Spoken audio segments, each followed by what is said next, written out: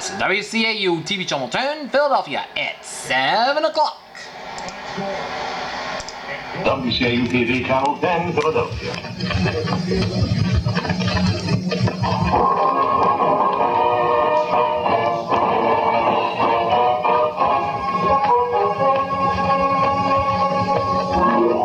The Family Finance Corporation presents Headline News with John Facenda.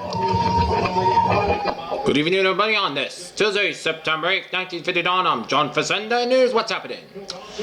In Washington, Republican congressional leaders told President Eisenhower today that there still be some hope that Congress will wind up its labors next weekend. At the same time, Lyndon B. Johnson of Texas, the Democratic leader, senator, issued new speed-up orders and indicated some confidence, but he contended that, however, that there is no magic in Saturday for an enjoyment day. Meanwhile, Senator Wayne Morris, Democrat of Oregon, shoveled new sand and the gears to slow down the adjournment draft. Morris says that it is opposing the sort of a legislation that comes out of the session and speed up. Buck the move to permit the Senate Banking Committee to work on a comprehensive housing bill, which the Senate was in session. In New York, the nationwide steel strike became the longest of its kind in the country's history today, without the faintest glimmer of hope for a settlement soon.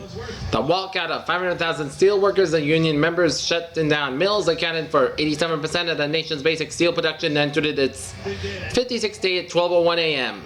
A similar strike totaled 59 days in 1952, but it continually was interrupted by government intervention. The longest segment was 55 days. In other years, there has been longer walkouts against individual firms. The longest previous nationwide work stoppage was 42 days in 1949. The shortest was 12 hours in 1955. Meanwhile, another meeting today was scheduled between federal negotiators and industry and union representatives, informed sources said. However, that they anticipated no break in the stalemate. The union is seeking what is termed a substantial wage increase and improvements in other contract provisions. Strike wages average $3.10 an hour. In Washington, GOP congressional leaders said today that President Eisenhower was pleased with a labor reform bill passed during his European trip and by the support of his vetoes on two key issues. House and Senate Republican chieftains reported on the president's reaction following an hour and a half conference with him at the White House. Senate GOP leader Everett M. Dirksen III told reporters that he is still hopeful that Congress can join this weekend, and that the president and his legislative lieutenants presume that this would be the last get-together of the year. I presume and hope that the curtain will come down at the end of the week, Dirksen said. 16 Berksheim orderlies today were given $10 monthly salary increases in an effort to help bring salaries at the county home more into line than what the private institutions are paying. The action was taken at a special salary board meeting which preceded the county commissioners meeting. At 10 a.m., the salary board also fixed an annual salary of a newly appointed juvenile probation officer, Mrs. Henrietta Langback, at $4,600. The action is in the Berksheim matter were taken by Commissioners Charles S. Adams, Peter Yanovic, and Herbert C. Werig, along with Controller James A. Hosier. All right, Bob, thank you. Early headlines here, Tony. I'll start with you. Bad day for the AFC North, and especially in Pittsburgh. Washington, the commandant of the Coast Guard has received a dressing down from his superior for letting two admirals take their relatives on their month-long inspection tour of Europe. Assistant Secretary of the Treasury A. Gilbert Flus issued the reprimand in person to Vice Admiral Alfred C. Richmond, the commandant. A Treasury spokesman said yesterday that the two admirals involved were Rear Admiral James A. Hirschfeld, the assistant commandant, and Rear Admiral Edward Thessel, engineer-in-chief of the Coast Guard. Hirschfeld took his wife, son and daughter, and son-in-law, and their Dale took his wife and daughter on a June tour of the units in Scandinavia, England, France, Italy, and Spain. Flus reprimanded Richmond because the Treasury Department felt that the admirals have abused their discretion in their taking of families. A verbal reprimand by Flus also was issued to Hirschfeld, the senior officer directly involved. Richmond was unavailable for comment last night. Hirschfeld said, "I don't believe I have any comment." The Coast Guard is an arm of the Treasury Department. Edmund George Gatto, alias George Edmund Gatto, former employee at American Casualty Company, today was indicted for embezzlement by the September grand jury. Gatto was charged by fugitive warrant by taking about $895 from the local law firm and rented that its company has been estimated its loss at various amounts ranging up to $84,000. District Attorney Federico Brubaker, who represented the case against Gatto in the grand jury this afternoon, revealed that the suspect had also been sought by the Federal Bureau of Investigation in conjunction with alleged passing of bogus checks in Roanoke, Virginia and Knoxville, Tennessee. The presentation of the Gatto case began at 1:30 p.m. and after hearing 4 witnesses, the jury returned the indictment at about 2:23 p.m. John Source, a Sinking Spring RD1 customer service representative. Johnny and Jenny ended their summer swimming and playing today at the Pupil Restoration started in Redding's elementary and junior high schools. Some were pulled, others dragged, and still others walked reluctantly to various reporter centers, and the long day started for parents, teachers, and administrators. Tabulations for sending up classes started. This morning, pupils moving into a new building transferred from another school. Promoted during the summer school session, and newcomers were registered. Pupils at the 4 junior high schools were also registered today. 7th grade pupils reported to the auditorium, and others were to last year's homerooms. Because the increased enrollment and the closing down of the certain in the classrooms under state fire regulations, a series of transfers were required. Close to 111 pupils were expected to be enrolled at the Menday Science School. It delivers with its stylish interior and clever features. Nevertheless, said to be that Berks Canyons don't get around too much. 12 happy residents of the area, their eyes glazed with a wanderlust and their feet itching on the move, set new records this past summer in miles logged on vacation trips. A survey of local travel agencies reveals that thousands of people from Berks County made a mass exodus to places as far as Prince Landers, Russia, Hawaii, Mexico, California, and for those who really wanted to beat the heat, Alaska. They went by bus, train, family car, ship, jet, and propeller-driven aircraft, in fact, by every method of transportation available to you. Discount dog cart and yak back. Local gypsies bugged out of Berks County from trips ranging from 4-day weekends in the Poconos or the short to summer-long children to the capitals of the world. Managers, travel agencies, and mostly agreed that this was a good travel day. 15 minutes could save you 15% or more. Tokyo, the United States government will award the Legion of Merit to the late General Hideki Tojo, son-in-law. Japan's defense board announced today that General Shigeru Shigemai, 56th Commanding General of the new Japanese Army, will receive that American Medal about September 21st in Washington. The award is for Shigemai's contribution to U.S.-Japanese defense relations. Shigami was married in 1958 to the daughter of Japan wartime Prime Minister, later hanged as war criminal. Bonn, Germany. International communism is threatened today. It was 10 years ago when the Federal Republic of West Germany was founded. Chancellor Konrad Adenauer declared today then is a new Adenauer continued the free people have only two means of effectively combating Bolshevism. In Atlanta, token integration came peacefully to Friday today. In Florida, it was extended to Virginia. Two segregationist schools in front of race agitator John Casper turned up at the Orchard Villa school in Miami, but were paid no attention by the few while children at the 15 Negroes, along with a few white children, arrived for the first day of school. Only 4 Negroes were assigned to the school by the Dade County School Board were admitted at Orchard Villa. 20 other Negroes were due at a white school at the Homestead Air Force Base Elementary School near Miami. 60 Negroes were assigned to classes at formerly white schools in Alexandria, Front Rail, Norfolk, and Charlottesville in Virginia. 7 Negroes entered 2 Alexandria elementary schools without disturbance and was the start of the second year of the token integration in Virginia, which gave the court orders after a year of massive resistance to integration of any kind at the public school level. In London, Prime Minister Macmillan today set October 8th as a date for the national election. Voters at 630 districts will be decided will represent them in a new House of Commons with the victors receiving a mandate not exceeding 5 years. If the Conservatives will have a majority of the seats, Macmillan will remain as a Prime Minister. Opposition leader Hugh Gaitskell will replace him in the Labour Party tramps. The Liberal Party and a few small political groups also have candidates in the field. Macmillan announced that the fate after the consultation with Queen Elizabeth II and Balmoral Castle in Scotland, there were last-minute conversations with his cabinet colleagues during this afternoon at number 10 Downing Street. The old Parliament will be dissolved September 18th. The newly elected Parliament will be open October 27th.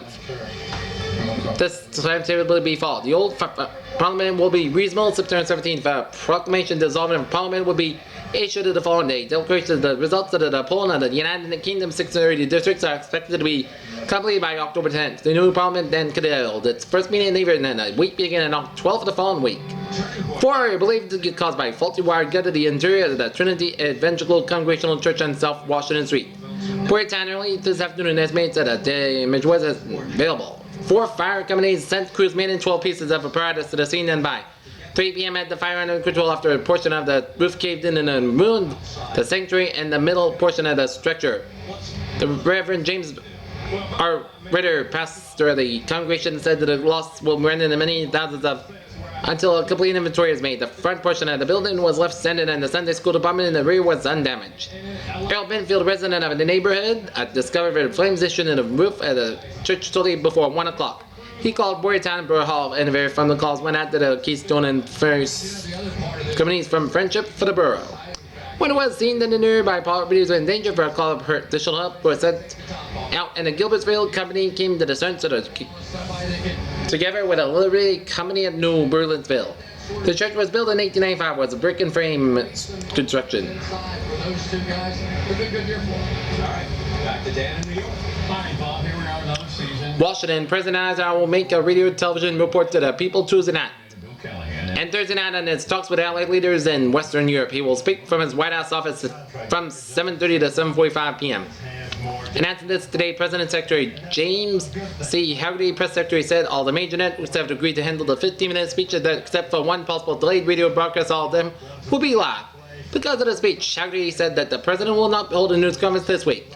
South Bend, Indiana. Workers at the Studebaker Petticoat Company voted over the Labor Day holiday weekend to accept a new 2-year contract provided for an 8-cent hourly wage increase now and a 6-cent increase next year. Officials of Local 5 of the United Auto Workers said local members voted overwhelmingly in favor of the new contract, which was agreed on negotiations a year ago. The contract, which covers about 7,000 workers, also provides for increase in pension, increased retirement number benefits. In New York, hottest temperature recorded in the nation yesterday was 113 degrees at Gilbert, Arizona. The U.S. Weather Bureau reported today's low was 26 at Fraser, Colorado. Republican candidates for county offices today was announced at a double-barreled platform that promised empowers service to all citizens and active opposition to all forms of racketeering, extortion, and corruption in Redding and Berks.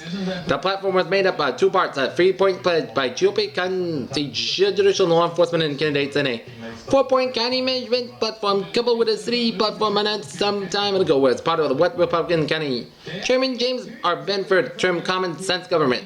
The county judicial and law enforcement platform was signed by James W. Burlett, a GOP nominee, the judge of the Court of the Common Pleas, Leonard J. Getsky, District Attorney nominee, and Richard H. Mills, Chief nominee, Commissioner Peter Yannick, and Raymond H. Deturk nominees for the County Commissioner, Anthony Bandanza, Quarter Sessions Clerk nominee, and Richard Locke nominee for County Commissioner.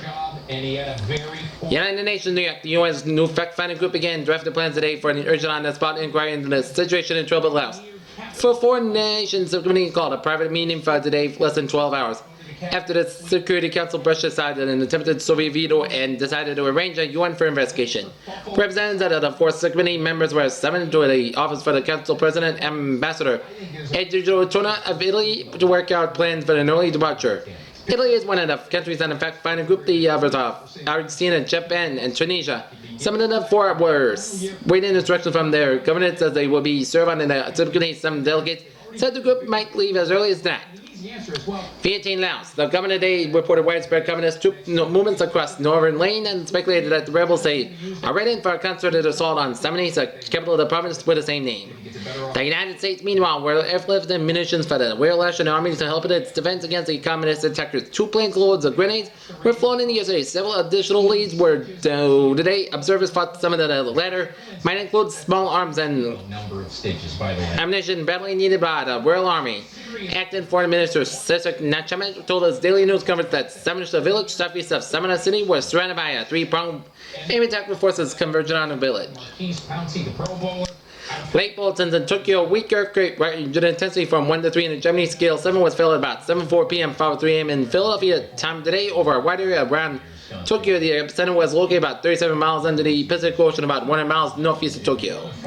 In Rome, doctors said today the condition of Federico Cardinal Tedeschini was still grave. The 85-year-old cardinal was operated on last week for an intentional ailment. He was appeared to be recovering but Sunday, but he took a turn for worse. In Harrisburg, State Partners Board today refused to commute the sentence about Frankville contractor in prison for cheating in a state on highway centers contract. The board turned down the application for the commutation of sentence by Victor Prep, filed under the name of real Victor Patronus. In Washington, Senate Banking Committee today approved a third tribe Bill Dahl, how's Bill? After receiving appearances from President Nazaran Wood Senate.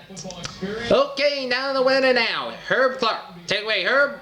Okay, thank you, John. Right now, our current condition is at 7 o'clock in Philadelphia, Pennsylvania. Temperature at Philly Airport is 81 degrees at Philadelphia International Airport. Heat index today for 2.5, 70 degrees. Humidity 69%. Barometer 3.12 inches. Visibility 4 miles per hour. Winds west southwest about 5. Conditions smoky skies.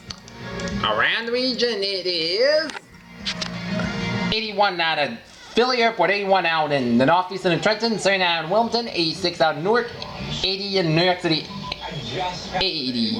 Now 79 in Jackson and Toms River, 77 in Atlantic City and Wildwood, 81 in Vineland, 79 in Dover, 83 out of Baltimore, 84 in Washington D.C., 86 in Annapolis, 86 in Lancaster, 86 in Harrisburg, 83 in Redden, and 83 out in Allentown, Pennsylvania.